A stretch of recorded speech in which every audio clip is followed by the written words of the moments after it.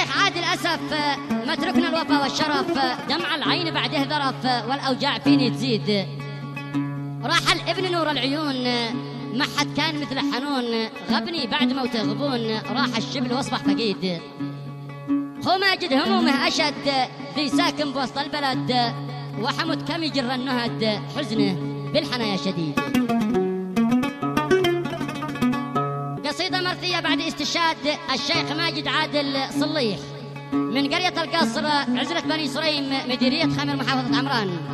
كتب كلماتها الشاعر أبو عبيدة يوسف العماد، والقصيدة تحكي وتعبر بما فيها. لحنها محمد العباسي ويعزف بالعود الفنان أحمد مروان.